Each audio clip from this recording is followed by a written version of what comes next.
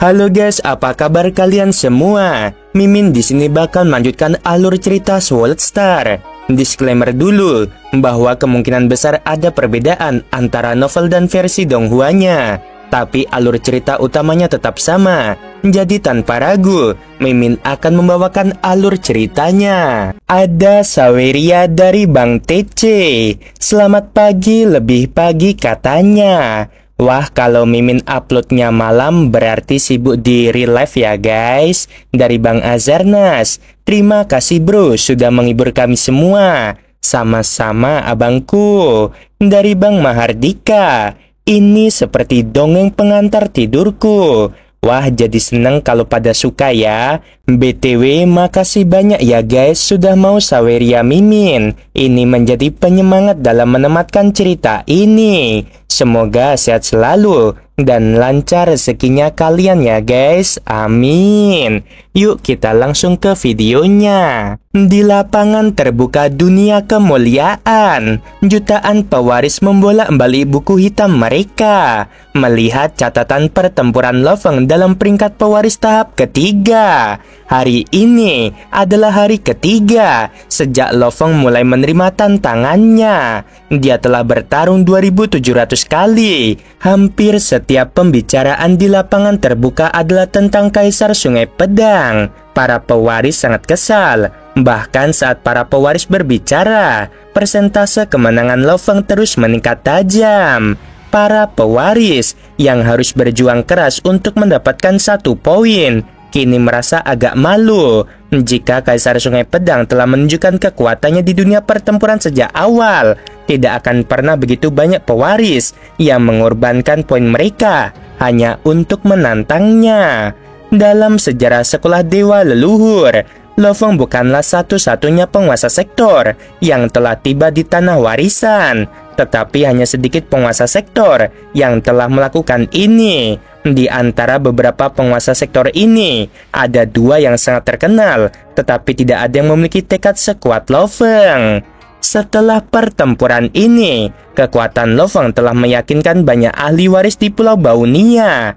Tanpa bantuan eksternal, Lofeng sebagai penguasa sektor mampu berdiri di puncak petarung tingkat ketiga. Beberapa negara adik kuasa di alam semesta telah memperhatikan Lofeng sejak lama. Begitu sejumlah besar tantangan dimulai, banyak ahli waris mengirimkan informasi tersebut kembali ke klan mereka. Di depan istana Serigala Langit yang megah, suara gemuruh menggetarkan seluruh area. Mata Master Serigala Langit penuh dengan kebencian. Manusia Kaisar Sungai Pedang tidak boleh hidup. Pemahaman hukumnya sangat kuat, sehingga bisa digolongkan sebagai salah satu yang terbaik di antara pewaris tingkat ketiga. Dia bisa dibandingkan dengan bakat tak tertandingi yang tak terhitung jumlahnya dari berbagai ras. Dia pasti akan segera memenuhi tahap ketiga warisan Dewa Binatang. Dan sejauh pemahaman hukum, dia juga dekat dengan para kesatria. Selama dia mau, dia bisa menjadi Undying kapan saja. Begitu dia menjadi Undying, ditambah dengan poin yang melimpah, peluang warisan yang sangat banyak dari sekolah dewa leluhur, ditambah dengan pemahamannya, akan menjadi masalah sederhana baginya untuk menjadi seorang kesatria. Cepatlah, susun rencana dan laporkan padaku. Kita harus menghabisi manusia ini dengan lebih cepat. Ketika aku melihat Kaisar Sungai Pedang sebelumnya, aku tidak menganggapnya serius karena dia hanyalah seorang penguasa sektor yang tidak penting. Tanpa diduga, dia masih bisa mengalahkan sebagian besar ahli waris di dunia pertempuran. Bahkan tanpa bantuan banyak harta dari dunia luar, pemahaman hukumnya sangatlah mendalam. Di star domain yang misterius dan terpencil, terdapat singgasana hitam raksasa yang tingginya mencapai puluhan ribu mil. Tahta hitam itu berada di inti riak hitam tak berujung yang menutupi miliaran mil kehampaan. Makhluk besar dengan 9 ekor kalajengking berbaring di sana. Kaisar Sungai Pedang telah setuju untuk terlibat dalam ratusan ribu pertarungan. Saat ini, ia hanya kalah 19 kali dari 2.781 pertarungan. Ia tanpa diragukan lagi adalah pewaris terbaik dari para pewaris tingkat kaisar di Pulau Baunia. Dan diprediksi bahwa ia akan dapat menukar poinnya dengan sejumlah peluang warisan yang sangat mengejutkan. Sangat mungkin bahwa ia akan menjadi seorang kesatria di masa depan. Suara tawa yang menusuk jiwa terdengar dari singgasana hitam itu, menyebabkan ruang waktu yang tadinya tenang menjadi bergetar dan menimbulkan gelombang hitam. Seorang manusia berbakat yang tak tertandingi telah muncul, kata suara itu. Dan dia akan menjadi makhluk agung yang tak tertandingi. Bukan kami klan penjara, tetapi ras robot, ras iblis, dan ras serangga yang paling cemas dengan situasi ini. Tunggu saja dan lihat, upaya pembunuhan yang menargetkan manusia berbakat yang tak tertandingi ini akan segera dimulai. Tokoh-tokoh besar di alam semesta, termasuk 6 ras puncak, aliansi binatang angkasa, dan aliansi perbatasan utara, semuanya telah menerima berita tersebut. Di puncak Pulau Guntur di alam semesta virtual, terdapat istana energi kekacauan primal. Sebuah bayangan samar berdiri di depan istana. Kemudian, ia berjalan ke tengah aula dan berkata dengan hormat, "Pemimpin kota, percobaan pembunuhan terhadap Lo Feng hampir pasti terjadi. Bagaimana kita harus menangani operasi ini? Tolong beri kami instruksi." Pemimpin kota berkata, "Shadow, bagaimana kamu bisa begitu yakin?" Shadow berkata, "Kaisar Sungai Pedang telah setuju untuk bertempur dalam lebih dari 620.000 pertempuran. Dan tidakkah kamu tahu tentang hasil dari 3.000 pertempuran terakhirnya? Aku sudah mengirimmu pesan sejak lama." Kaisar Shadow atau bayangan bertanggung jawab atas Departemen Intelijen dari perusahaan alam semesta virtual dan aliansi Hong. Berita tentang Lo Feng seperti halnya Kaisar Sungai Pedang diketahui oleh para senior umat manusia. Pemimpin kota melihat pesan. Luo Feng menang 2.979 kali dari 3.000 pertempuran. Aku tidak menyangka dia akan mencapai itu. Pemimpin kota memang sangat gembira. Jika dia mempertahankan tingkat kemenangan, berapa banyak poin kemuliaan yang akan dia peroleh? Dia dapat menukar 100 poin kemuliaan untuk satu warisan, dan dia bisa mendapatkan banyak warisan. Sekolah Dewa Luhur mungkin akan menumbuhkan makhluk tertinggi dari ras manusia kita kali ini. Tidak seorang pun meragukan bahwa bahkan ras iblis, ras penjara, dan negara adik kuasa lainnya di alam semesta berpikir, bahkan jika tidak ada yang menghentikan Kaisar Sungai Pedang, ia akan tumbuh menjadi makhluk tertinggi dari ras manusia. Makhluk yang mengerikan. Tidak seorang pun tahu berapa lama itu akan berlangsung. Itulah sebabnya mereka perlu menghabisinya sebelum ia mencapai tahap itu. Pemimpin kota, Lo Feng tidak hanya bisa mendapatkan banyak warisan dengan tingkat kemenangan seperti itu, tetapi dia juga menunjukkan seberapa dalam pemahamannya tentang hukum, kata Kaisar Bayangan sambil sedikit membungkuk. Ras serangga, ras iblis, dan ras robot pasti akan mencoba menghabisnya dalam waktu dekat sebelum Lo Feng bisa menjadi kesatria. Pemimpin kota, apa yang harus kita lakukan? Pemimpin kota mengangguk dan berkata, ras musuh memiliki berbagai macam metode untuk melakukan itu. Namun muridku sekarang berada di sekolah dewa leluhur, dan mereka hampir tidak dapat melakukan apapun tentang hal itu. Satu-satunya cara yang layak bagi mereka adalah meminta ahli waris yang kuat untuk menghabisi Lo Feng. Aku akan menanganinya, dan percayalah pada muridku. Aku pergi dulu. Kaisar Bayangan membungkuk. Di dalam dunia virtual ras serangga, dikelilingi oleh awan dan kabut yang tak berujung, terdapat sebuah pulau terapung yang indah. Di sana hiduplah satu demi satu ratu klan serangga. Semuanya memiliki sayap yang indah menyerupai kupu-kupu dan tubuh yang transparan seperti kristal. Para ratu klan serangga menatap sosok dengan kutilan menonjol yang mengenakan topeng. prajurit kuat dari klan Kongwang tiba di tengah pulau dalam waktu singkat. Di pulau itu berdiri sebuah istana yang terbuat dari kayu. Pintunya terbuka dan pendekar bertopeng dari klan Kongwan masuk tanpa dihentikan oleh pengawal. "Salam Universe Master, aku Jui Guang dari klan Kongwan," kata sosok bertopeng itu sambil membungkuk. Di atas singgasana kayu di istana itu duduklah sesosok makhluk cantik yang dapat memikat bahkan jiwa yang paling kuat sekalipun. Kabut warna-warni mengelilinginya. Sosok cantik itu berkata, "Kesatria Jui Guang, kamu harus membayar harga yang sangat mahal. Kehilangan salah satu tubuh seorang kesatria akan sangat merugikanmu. Selain itu, kamu akan kehilangan kesempatan untuk mewarisi dan melangkah di sekolah dewa leluhur selamanya." Kesatria Jui Guang berdiri diam, mendengarkan dengan penuh hormat. "Aliansi akan mengganti rugi," kata makhluk cantik itu. "Apakah kamu punya ide bagaimana akan menghabisinya?"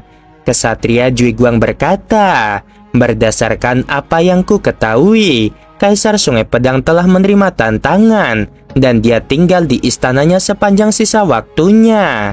Seorang pewaris memiliki kendali penuh atas istananya sendiri. Jika ada yang berani masuk tanpa izin, Danau Aurora 5 warna akan menyerang pelanggar dan menghabisinya seketika. Aku hanya bisa menunggu manusia itu keluar. Apakah kamu akan memancingnya keluar?" tanya makhluk di atas singgasana. "Cara yang paling membosankan, tetapi juga cara terbaik adalah menunggu manusia itu keluar," kata kesatria Jui Guang dengan hormat. Makhluk cantik itu menatap kesatria Jui Guang dan tersenyum. "Kamu tenang saja, namun aku harus mengingatkanmu bahwa sebaiknya kamu menggunakan kendali pikiran atas Kaisar Sungai Pedang. Begitu kamu mengambil pikirannya, manusia mungkin akan memutar balik waktu dan membangkitkannya. Tentu saja, kamu juga dapat memilih untuk menghabisinya secara langsung jika kamu tidak dapat mengendalikan pikirannya." "Ya," jawab kesatria Jui Guang dengan hormat.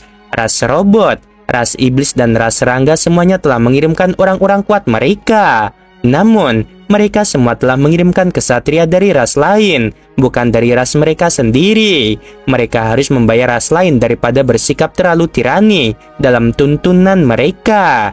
Itulah harga yang harus dibayar untuk mempertahankan sebuah aliansi."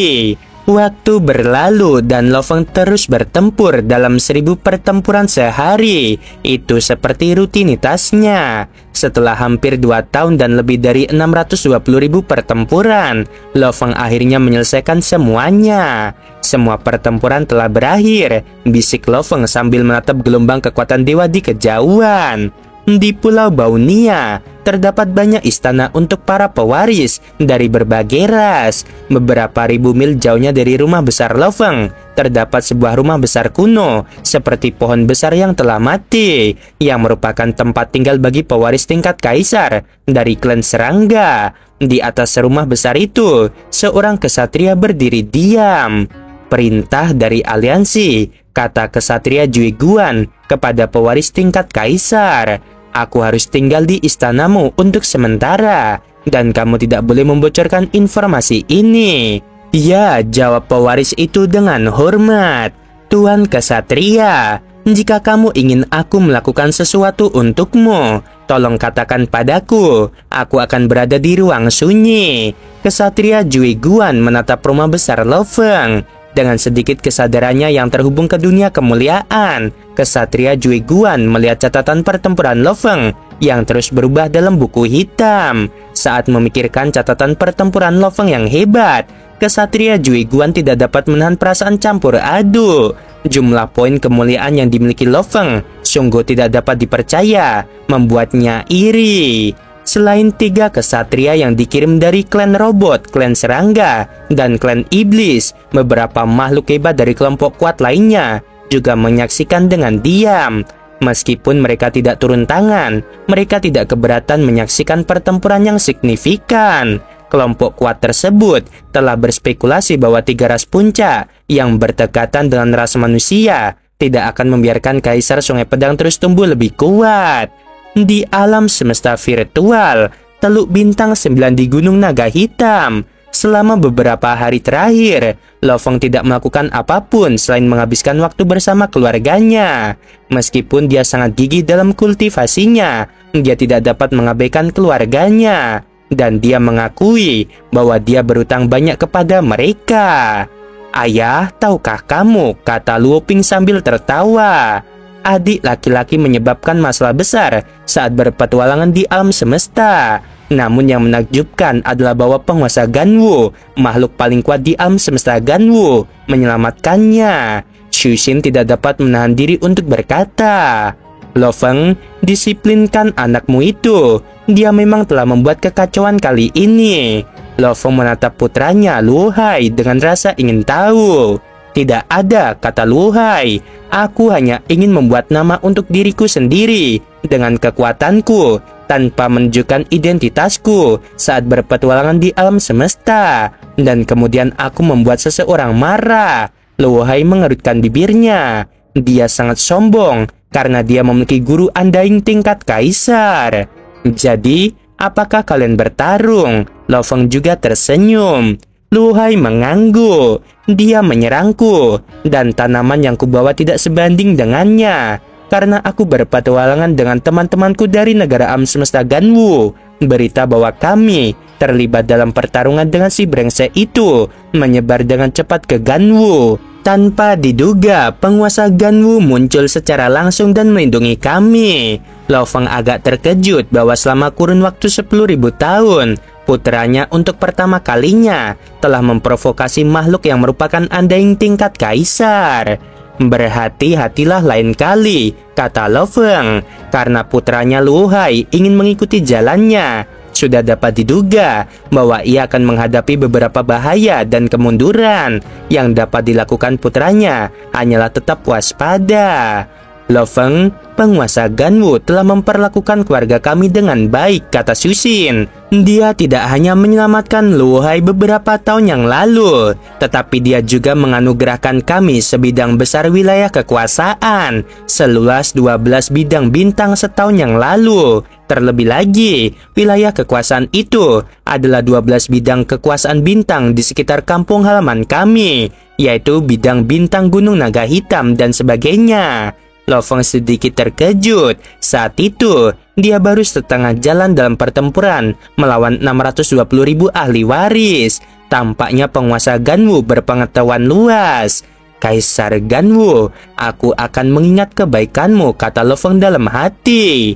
9 hari telah berlalu sejak Lo Feng menyelesaikan pertempurannya. Rumah besar Lo Feng di sebuah pavilion dekat danau. Lebih dari 610.000 poin. Dengan setiap 100 poin, aku dapat menukarnya dengan satu kesempatan warisan. Para pewaris klan lain berencana untuk mempermalukanku, tetapi akulah yang telah memperoleh keuntungan yang signifikan. Dalam hal poin yang terkumpul, Lo Feng berada di peringkat pertama. Lo Feng telah membuat rencana terperinci sejak lama dan tidak bisa ceroboh.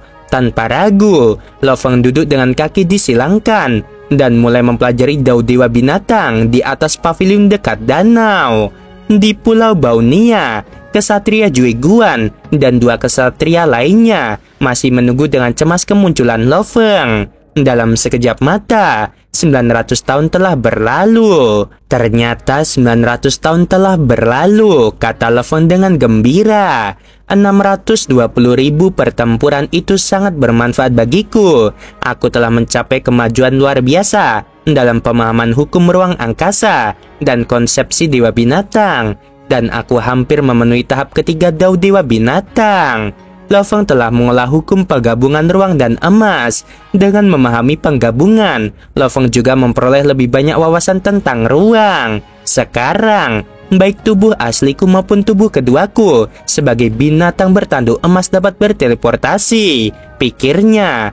Namun aku masih perlu memahami 2 aspek utama lainnya terkait hukum ruang angkasa.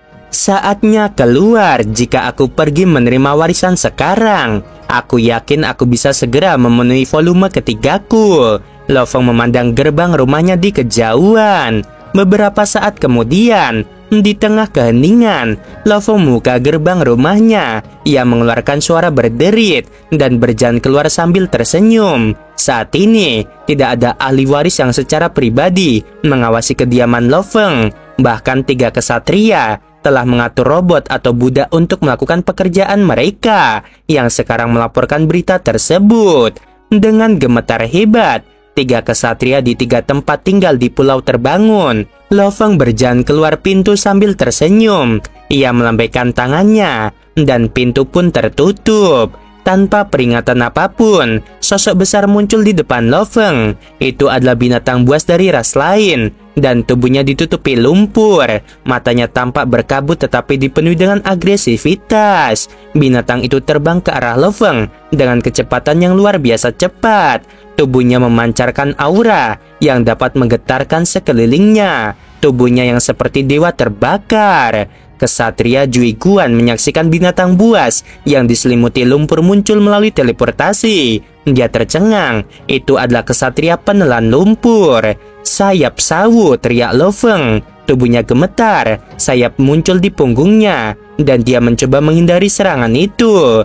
Seberkas kekuatan dewa mengalir ke otak Lofeng, mencoba mengendalikan Lofeng. Lofeng memiliki tekad yang sangat kuat di bawah serangan kekuatan dewa. Jiwa Lofeng tidak tergoda sama sekali. Mutiara menara menjaga jiwa dewa binatang dan melindunginya dari kekuatan ilahi itu. Danau Aurora 5 warna yang biasanya tenang mulai bergetar hebat. Jejak Aurora menukik ke arah kesatria penelan lumpur. Namun kesatria penelan lumpur sudah membakar tubuhnya di hadapan Lofeng dan dia bergerak cepat. Matilah, sang kesatria penelan lumpur membuka mulutnya. Lofeng tertangkap sebelum ia sempat menggerakkan ototnya. Lofeng menatap kesatria penelan lumpur saat dia ditangkap. Kesatria penelan lumpur mengabaikannya. Saat lidah raksasa itu menjerat Lofeng, kekuatan pengikisnya mulai bekerja. Sayap siwu tidak terkikis sedikit pun, tetapi baju besi Lofeng langsung retak. Lubang-lubang terbakar di dalamnya. Lidah itu menembus baju sirah dan mencabut tubuh Lofeng seperti cambuk. Kekuatan pengikisnya itu tidak menghabisi Lofeng, tetapi kekuatannya luar biasa. Aurora 5 warna menukik. Cahaya itu seperti sinar anak panah petir dan mengunci ruang di sekitarnya, mencegah kesatria penelan lumpur memindahkan dirinya menuju kebebasan. Sebuah anak panah menembus tubuh kesatria penelan lumpur seketika. Sebagian besar tubuhnya lenyap seperti buih. Sesaat setelah itu, apa yang tersisa juga lenyap sementara Aurora terbang kembali. Segalanya menjadi sunyi. Para ahli waris yang menyaksikan kejadian itu dari jauh semuanya tercengang. Apakah Kaisar Sungai Pedang sudah meninggal? Di antara bintang-bintang, Master Serigala Langit menerima berita hampir pada waktu yang bersamaan. Dia tertawa senang. Pemimpin kota kekacauan primal berusaha melindungi manusia itu selama ini. Sungguh memalukan. Bahkan pemimpin kota tidak akan berani memasuki tanah suci sekolah dewa leluhur. Di Pulau Baunia, banyak bayangan terbang mendekat. Hampir semua pewaris dari berbagai ras keluar dari istana mereka. Apa yang terjadi? Kata Seven Blade saat dia tiba. Dia telah memindahkan dirinya ke istana Lofeng saat dia merasakan gelombang yang disebabkan oleh kekuatan dewa yang membara dari seorang kesatria. Kaisar Caman, Kaisar Lili, dan Kaisar Seribu Hujan semuanya tiba melalui teleportasi. Siapa yang meninggal? Tanya Kaisar Seribu Hujan. Itu adalah kesatria penelan lumpur, kata Kaisar Seven Blade. Tapi aku tidak tahu siapa yang dia habisi. Mata Kaisar Seven Blade terbelalak saat ia melihat harta karun berserakan di depan istana. Harta karun itu milik kesatria penelan lumpur dan Lofeng. Lofeng telah meninggalkan cukup banyak harta karun. Yang paling menarik perhatian adalah sepasang sayap perak raksasa. Sayap-sayap ini artinya itu adalah Kaisar Sungai Pedang. Kaisar Seven Blade menjadi lebih tercengang. Itu adalah sayap yang ditinggalkan oleh mendiang Kaisar Sungai Pedang, kata para penonton. Sayap itu benar-benar harta karun. Godaan akan harta karun sejati tidak dapat dilebih-lebihkan. Oke guys, sampai sini dulu videonya. Sebelum selesai, Mimin mau bilang sungguh membagongkan. Terima kasih.